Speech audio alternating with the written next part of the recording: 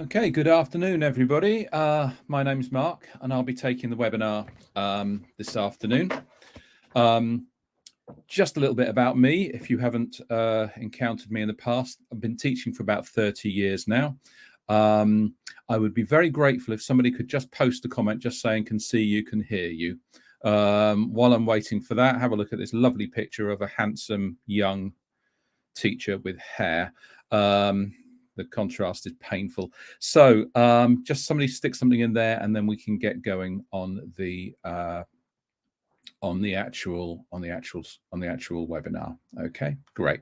Okay, so as you know, today is about classroom management. I'll say one thing before we really get started, which is I can't. How do I express this? I should have thought about this better beforehand. Do remember, this is obviously about classroom management in the sense of it's about you managing a class. That goes with the territory.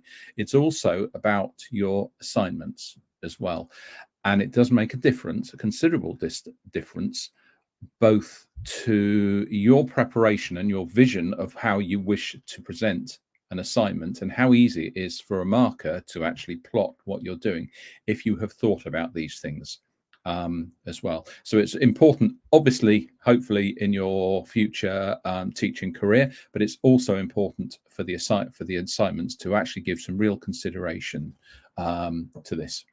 As it says here, it can be daunting, especially if you're new to the classroom. And thinking about how you're going to deal with behavioral issues as well. They can be exaggerated sometimes as to how much this is actually an issue. And we're going to go through in a little while. We're going to go through age groups and see how these change slightly.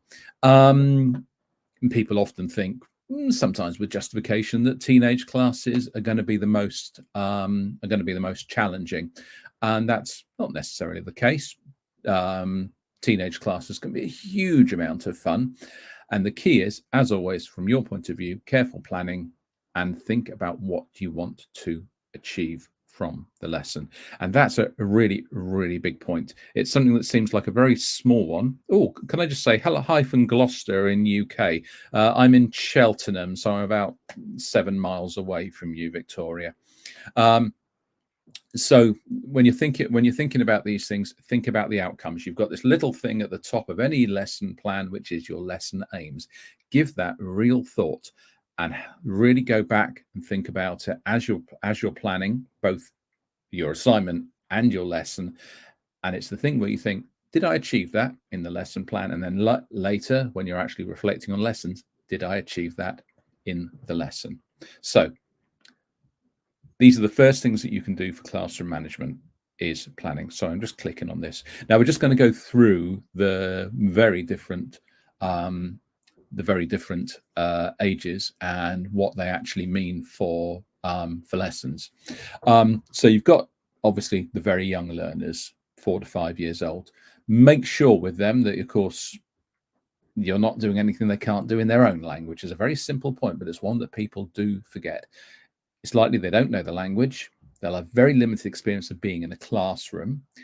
And it's very important you keep activities very short, couple of minutes, lots of repetition. That's so, so important. And material should be visual, and of course, videos, songs, things like that. And of course, you're not going to be doing much reading or writing because they can't do it in their own language. Young learners, as it says there, are typically 6 to 12 years old. They typically have some experience of being in class, so they should be used to some form of discipline, should have some English skills. And by the time that they're of this age, even especially towards the end of it, an 11-year-old, they may well have a considerable level of English. You still need to keep the activity short and engaging. And of course, you have to think about the appropriacy of the materials. You think about what somebody is doing when they're 6, and it's something that a 12-year-old will turn their nose up at very, very quickly. So within that, it's a pretty broad one, and you need to think about that quite carefully. Teenagers, 12 to 16, as with young learners, can be a wide variety in ability, beginners to advanced. They are able to focus on tasks for longer, and they're able to deal with more complex ideas, but the lessons still need to be engaging and varied. And also notice they tend to be more self-conscious as well. This can sometimes be a difficult one because you've got, girls won't look at some things and boys won't look at other things. And of course, you have to teach them both in the same class a lot of the time. It does really cut down the topics that you can teach. And adults, we think of a 16 to 18. Again, this can be a huge disparity between 16 to 20, where in some ways you're still looking at teenagers. And at the other hand, on the other end, you can have people in their, in their 40s or 50s, very different. Again, they can be false beginners to advanced. They should almost always know something. And the reasons that they will be learning can be very different. A lot more intrinsic and extrinsic in the sense it can be very personal. It can be for study or for work, and much more specific as well. Many times they'll often say there is this that I want to do, and that's a lovely thing to be able to deal with when you're in the class. Something else about adults which I think is great is they come in with expectations, and you're expected to fulfill those expectations. And that's great because it makes you step up as well. They want something out of you. Whereas obviously with the other age groups, it can quite often be they've been shoved through the door by their parents. And you have to do, you have a very different dynamic with this.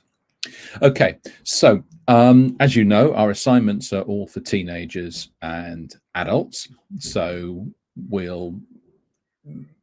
you have, of course, the formal element to every assignment. There's going to be the bit where you're presenting the model, getting it down on the board, working on the pronunciation. So there's that kind of area with any class that you do where you're saying, this is the learning, this is what we're doing, which of course doesn't happen so much with, say, very young learners where they think they're doing something for fun, but that they're actually doing it for a linguistic reason.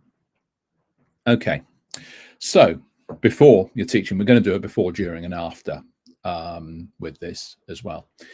Classroom rules, and it's a good one here. Decide what you want to happen in your classroom, what behavior you will accept, what behavior you won't accept, and you stick to it. I will add a caveat, and this is something that will come back later as well, but that caveat is, of course, you go to a language school, for example, or in fact any institution, they should have their own set of rules, and we'll refer to that a little bit later as well, because it can be something that can be a burden, but can also be a huge prop as well to you when you're teaching. So on top of that, however, if you look at the third bullet point here, what tasks and activities will engage your students? So there's far less likely that you're going to need the rules. You're going to need to impose the rules if the tasks and activities are ones that get them on board, and they do them because they want to do they want to do them. I would say a sort of acme, and it may not even be permitted in a particular school, but an acme of when you've really nailed it is when you can set a task, they pile in, they're doing the task, you can step outside the door and you can listen at the door. I've done this a few times, sometimes with success, sometimes not. And you can hear that they're going for it, that they're actually doing what they're expected to be doing. They don't need you anymore. That, I think, is pretty much, you've nailed it at that point. You're not going to do that all the time. You're not going to do that every lesson or maybe even every term. But when you've got that, yeah, you've got something there. So I think there's a point you can say, yeah, got that. Okay. So what you can do during the first lesson, classroom contract in the first lesson.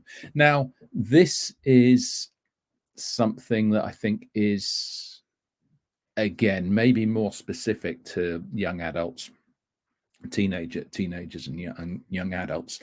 And again, it goes underneath what the school would expect in the first place, but it's a great fun thing to do. And the first lesson is very important for this.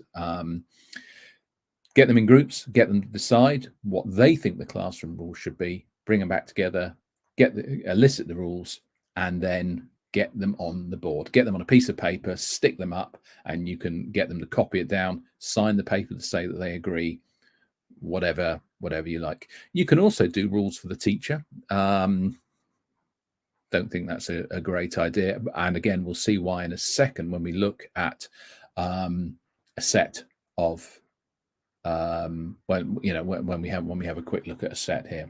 Okay, so I'm going to just give you a set of rules here, and I think it's pretty easy to say that those are imperatives, not just for the students, but pretty much, if you change the last one, do homework on time, to mark homework promptly so the students don't have to wait 2 weeks before they get back anything that they've given you, then pretty much everything there is, and maybe as a teacher you don't have to raise your hand to speak, but apart from that, I'd say those apply to the teacher as well as to the student. And it can be an important point to remember when you look at yourself, when you reflect on lessons as well. I think those are really, really good ones. Respect, not bully, not laughing. Mobiles, of course, are pretty much the enemy. And then, of course, if you say turn off or make mobiles silent, then if there comes a moment where you need them, they can all bring them out all together. You can do whatever work you want to do with them, and then they all get turned off and they go back again, nice and clear. Okay, a bit of housekeeping that I should have said and I did not. My apologies. Any questions you've got, we're going to do a Q&A session at the end. You are welcome to put questions at any time. But you are also, we'll also have that moment. I probably won't answer the questions as we're going, but I will keep an eye on them and I will happily go back to them. And like I say, there'll be a period, so there'll be a time at the end. You can always do it then as well. Okay, let's move forward. Being consistent. It sounds such a simple thing, but very, very different when you're actually sometimes there, when your boots are on the ground. Your students, especially teenagers, will understand very clearly if they think you're being fair and if they think you're not, and they will tell you, and this will lead to a bigger conflict. So be very, very clear that you do that.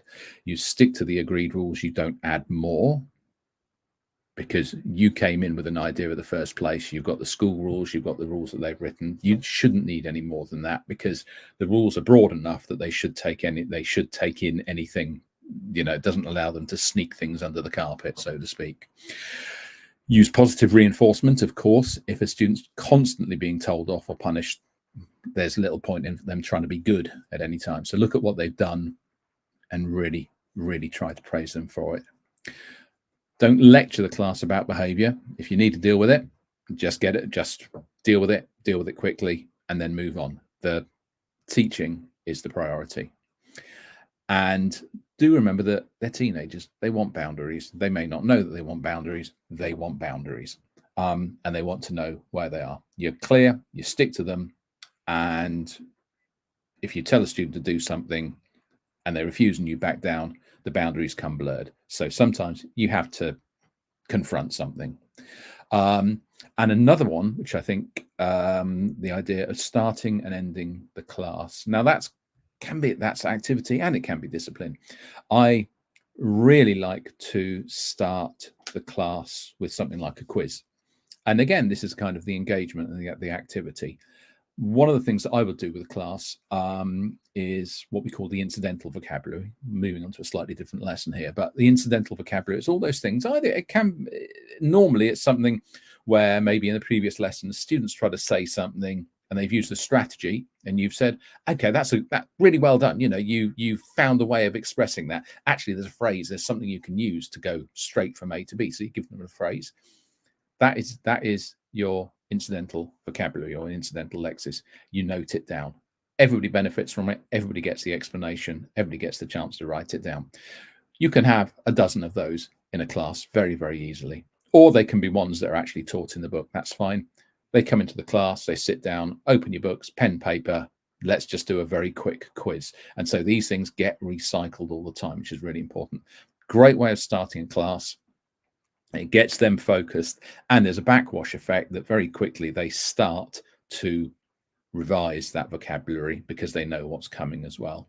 For ending the class, and this can be kind of one of your rules as well, the class ends when the teacher says it ends. And so you do not let anybody start opening their bags, sticking things in, anything like that. It doesn't matter. You say when they can do that. So no scraping of chairs. They keep their heads down until the end. And that's, I think, in terms of those kind of little incursions of boundaries, and that's a big one to really go for. Okay, so this is kind of responsibilities of the students, but also your own as well. Don't make threats that you can't or won't carry out. It sounds so obvious, but you can hear them all the time. If you tell a student that you can have them removed from the school, if you haven't got the authority to do that, don't say it. Again, don't humiliate. Focus on the behavior rather than on the student. That sounds simple. It isn't always. And another one, speak privately with them. And speak privately with somebody means, at the end of the lesson, if possible, open door, always important. Ask them to stay behind with a friend or a responsible student, so there is somebody else to see it, and then speak to them about the way, what's happened, why this is wrong. You're not just saying because I say so. You're saying these are the rules. You can see the effect this is happening. There is a reason why your behavior is having a negative outcome, and you need to make that clear for everybody. Of course, be fair. And this is a difficult one because sometimes it can be a student that's, kind of pressed the same button and then actually they're doing nothing worse than somebody else's, but they've already kind of built up their debit. But you have to try to put that to one side. Again, speaking to somebody separately with somebody else there with the door open gives them a chance to express themselves as well. And the last one, admit mistakes. You can do this as well. You can make mistakes. Now, this is part of a broader thing, but you can also say sorry. I think one of the mistakes that teachers make is to pretend that they are infallible. And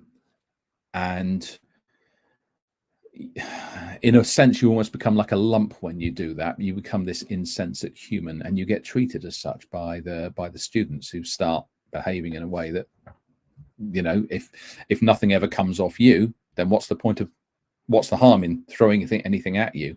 If you can actually say, well, no, I did something wrong there and I'm sorry about it, then often it's a great way of getting somebody else to come a little way as well. And don't wait until there's a problem. If you make a mistake, just say it from the start. It often diffuses a great many things before they actually start. Okay. And after the lesson, always think about it. Now, as you become more experienced as a teacher, this becomes more and more, I'd say, more and more instinctive. I think when you're a new teacher, it's a great thing to write down what's gone well, what didn't go as well. But I do think it's something that you never ever leave. And the reason for that is it doesn't matter how experienced you are as a teacher, you're never going to teach anything approximating a perfect lesson. One of the glorious things about teaching, after all, is the fact that you never stop reflecting. This happened to me after a lot of teacher management, where I was observing a lot of teachers. I was a DOS, a director of studies, like a head teacher for many years. And then I went back into the classroom, and I found that, for instance, a lot of the materials that I've been using 10, 15 years previously weren't really hitting the spot anymore. I was getting riots out of those lessons before, and then people were doing them, but they weren't engaged in the same way. And so it really made me stop and think, okay, where do I go now with this? What do I need to do? If you've got an activity that you've planned really hard and it doesn't go to plan, you have to think about why. And one of the biggest ones here, and it's one that people don't prepare as much, was a problem with the instructions. And so people often think, okay, I've got a brilliant activity. My activity here is fantastic. But they forget about what needs to be done to present that activity. And it's something that it's difficult to prepare across a whole lesson, but it needs doing all the same, which is you've got an activity. You need to present that activity in as few and as simple words as possible that will allow them to actually understand it, because you do not want them to focus on the words you're using. You want them to focus on the task. And having observed many, many lessons, one of the things that you see all the time is people having not thought about that, even when they know they're being observed, even when they know I'm coming into a lesson. And so they don't get the instructions quite right. And then, of course, because they're being watched as well, they, okay, right, I'll go over that. So then they say it again, but of course, the second time they say it's a little bit more complicated. And then they're still getting blank expressions. So by about the fourth time they've expressed it, I'm not even understanding what they mean. They're not understanding what they're meaning. And certainly the students have got not a clue either. So a great thing to think about is the simplicity of the instructions. Even if you've got the best activity, the best material in the world, the instructions are still really, really important. So it might not be the task. The task might be too complicated, but it might not be that. It might just be the instructions. Other things as well. There's all sorts of other things it could be. Always worth thinking about. You know, the task could be too complicated. It may not be age appropriate. Something might have happened that's out of your control. There can be all sorts of things with this. Think also about the going back to the part, not the kind of disciplinary part of the of what you're looking at. It might be an issue with an individual as well, and if it is, you need to reflect on that. That's such a big thing. It might be unusual for that particular student. It might be worth having a quiet word with them again, saying, you know, look, is everything all right? You know, even if it's the next day, you might just say, look, can I have a quick word? Yesterday, you didn't seem very happy. Is everything okay? And people will appreciate that, even if they don't want to divulge whatever was going on. They'll still very often just be happy that you've noticed and that you're not an anonymous student. You're somebody whose reactions that they notice. So moving on, after the lesson again, and this is part of your reflection, what would you change? And of course, you can't change the students. No real point in blaming a bad teacher on blaming a bad class on bad students. What would you change? And you have to sort of sometimes keep your own independence, because you might well work in a staff room where another far more experienced teacher than you will be coming in and saying, I've just taught the most useless bunch of useless hope, you can imagine, and just completely ventilating on a class. First of all, they probably don't mean it. They're just frustrated, which is fine. And secondly, of course, it's of no benefit to do that whatsoever. And of course, how would you do it differently? That's always the big one. And sometimes you don't know what you'd do differently, but you can think of something that you might do, see if it works better the next time. I would always say, if you're never too sure, take a step back rather than take a step forward, though, because you never get into trouble for taking a step backwards. Always a better idea. And another thing, and this is, although it's only one bullet point, this is quite an involved one, is don't be afraid to talk about other issues that you have. Now, you can talk with other teachers, because you often feel very, very alone when you're having this, especially when you're a new teacher. But you'll find that every teacher has had these issues, or will often continue to be having these issues. And it shouldn't define you, as define your career as a teacher in the slightest. Also, remember, there is a procedure, and that procedure should be made very, very clear to you. It should be on the school website, and it should certainly be in the materials that teachers receive when they start. It doesn't matter what institution you're in, you have a set of rules as to what is allowed and what isn't to be allowed. Don't just talk to teachers about it. Talk to the senior teacher who has probably seen all of this before. And there's something else as well, which is, you might find, and it does happen occasionally, it does happen, a school might have just chucked you in with the worst class. They might have just, you're a new teacher, everybody else hates them, this teacher walks in unbeknowing, and you throw them to Lord of the Flies. And if you find that that's happened to you, and you'll find out maybe a few weeks later that happened to you, then really think about going to a better school, because there's no way they should do that. When you're a director of studies, you get a new inexperienced teacher, you protect them, you look after them, and you get people checking up on how you're doing as well. It should not be happening. If it does, use the experience, put it in the banks, and go somewhere else as soon as you can. It is always worth remembering that if you're having any kind of problems, they're not just your problems. If you've reflected and you think, you know what, I think I'm pretty much in the clear here, I'm doing everything I possibly can, you're still having those issues, do not blame yourself. You're doing everything that you can, and you should have help. Okay, that's pretty much our lot. So I've got some questions already. Thank you. So feel free to put more up. Before we go, I'm also going to put up. In fact, I'm just going to post it up now, but I will post it up again at the end, just to do the Q&A here. Now I'm just going to stick that up. I'm also going to put it in here and post that, so you should all be able to see that. But any questions, please feel free to ask. We've got a couple here I've noticed already, so I'm just going back over what you've got. Would it be a good idea to include the class rules in your lesson plan for the assignment A, certificate level 3? I would say no, because the rules are something that you would do in a first lesson, and because it's a first lesson, it's slightly different. There's obviously the whole getting to know you element of it.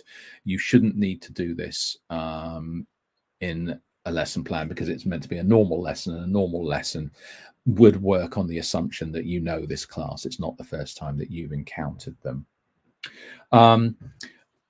So I've got one here. I will just put it up as well. So thank you, Caton. Teaching an online class, would sequestering a student for timeout ever be used for discipline? If necessarily, I guess that you can mute a student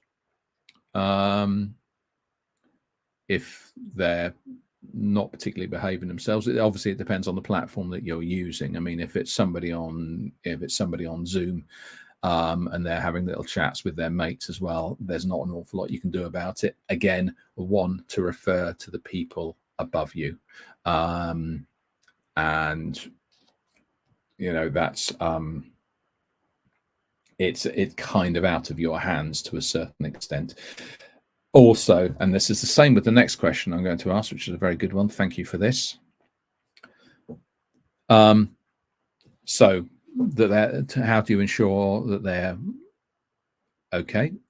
First, well, there's a couple of things with you. I mean, if we're talking about a face-to-face lesson, then you've got your own experience. Other things that you can do for this one, of course, you do a test. Now, in the actual class, you're going to do a plenary as well. And the plenary is the idea of the plenary that comes at the end of the lesson plan. Often students miss it out of their assignments. I don't think they really understand what it's about.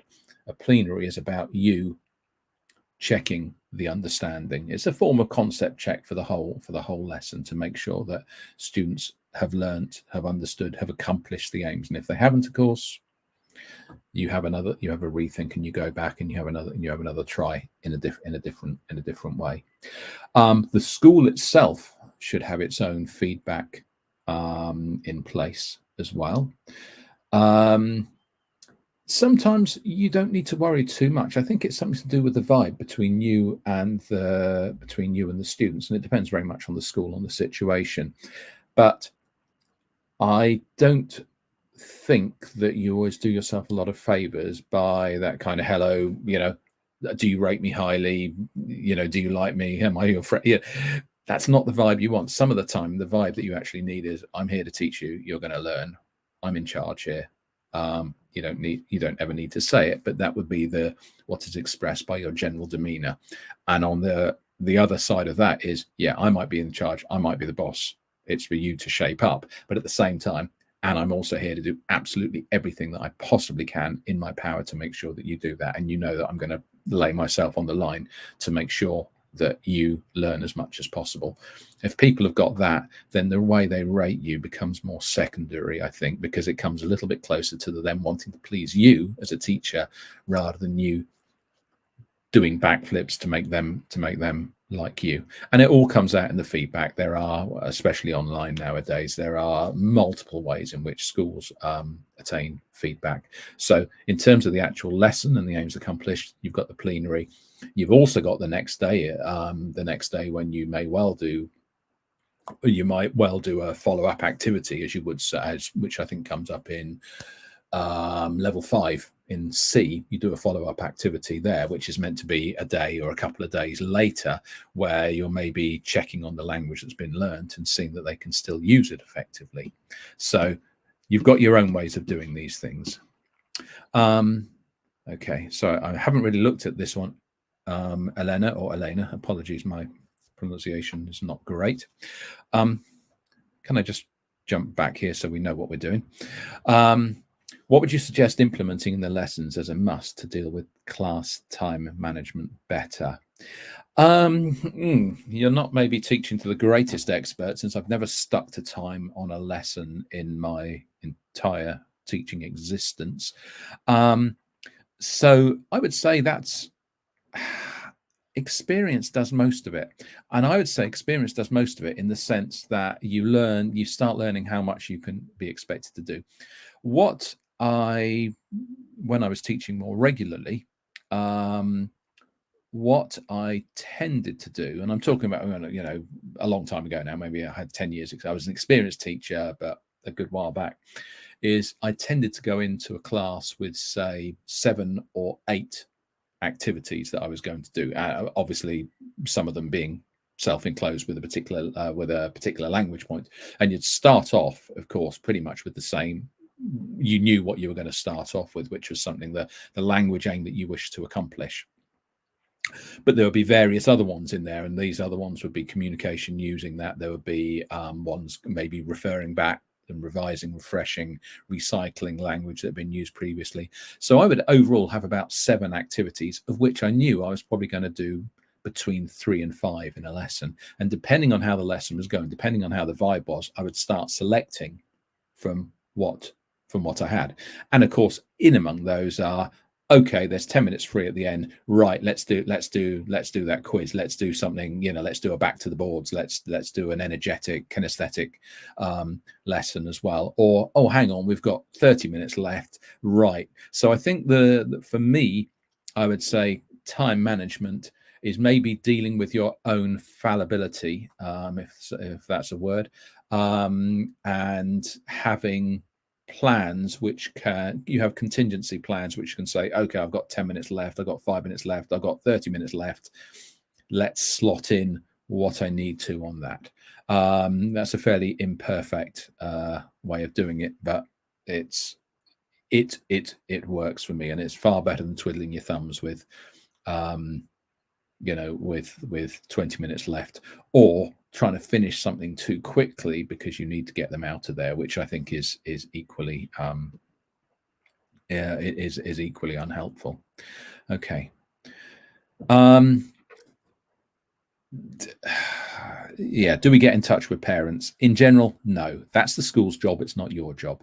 If you are in a one-to-one situation, say you're teaching online or something like that, or you're going into a child's house, if you're having any problems and you speak to the parent then, and then you would establish some sort of open door situation where the parent was nearby.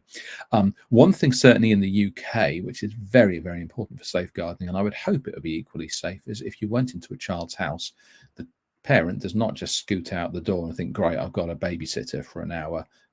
Doesn't happen. The parent should be there. So you've either got, it's the school's issue where they deal with it, or it's a parental issue, and yes, you involve them in the most polite way possible, since no parent likes being told that their kid is a spoilt little horror. You need to be saying, yeah, you know what, I'm just having a few difficulties here. They're having some trouble in focusing and things like that, however you would express it. How do we go about introducing ourselves for learners who have difficulty pronouncing our names? That's a good one. I'm Mark Lewis, which seems to cause all sorts of people all sorts of problems. And of course, this actually goes the other way, I would say, where you're going to have difficulty pronouncing all of their names. So in general, I would be lighthearted about it, but not disrespectful. So don't get too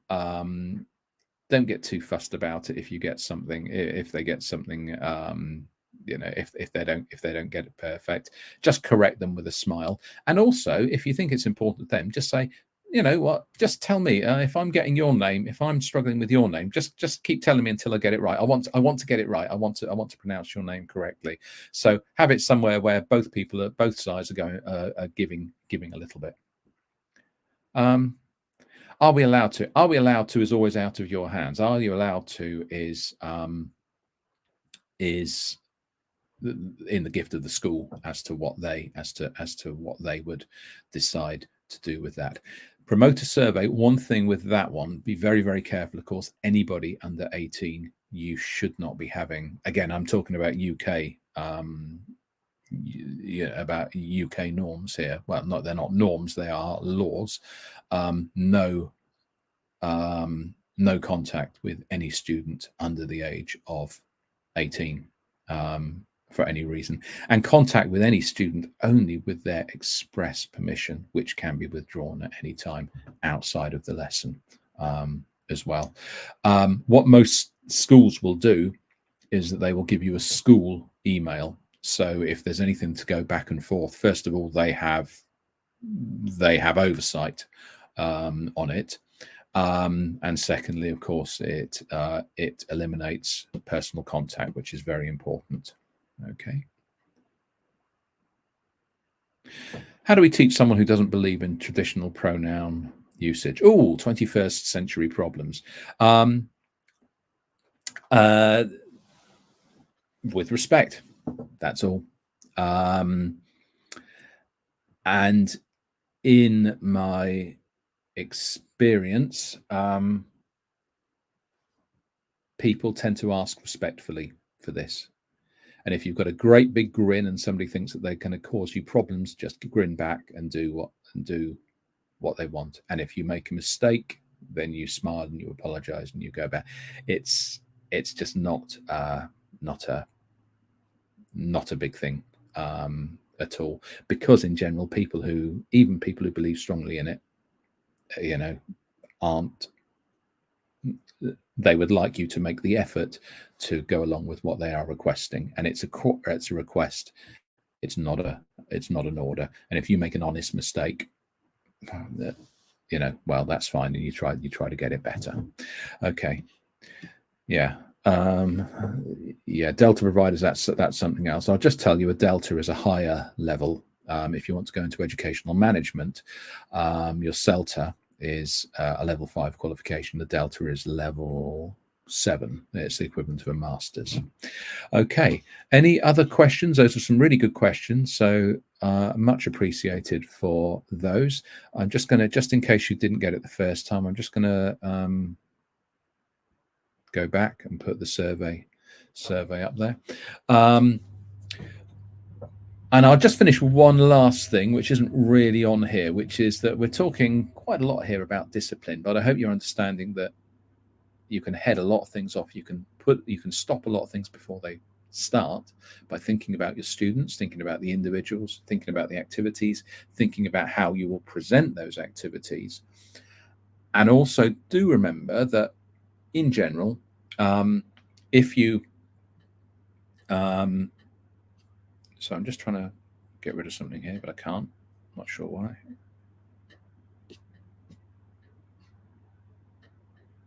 Okay. The greatest issue that you're ever going to have, and it's a good issue to have, is students who come into your class who want to learn, who are really enthusiastic, and they want to go out of there knowing more than they went in. That's the greatest thing that you're ever going to handle. And because that's what they want, and because that's what you want and have, you're both very much in alignment. That is what will happen for the vast, vast majority of your teaching career. And if you encounter a few people along the way whose ideas don't align quite as closely, well, fine, it's all good experience, but it doesn't define your teaching career, and it's not the ones, hopefully, that you will remember when you, that it's not something that you will take forward.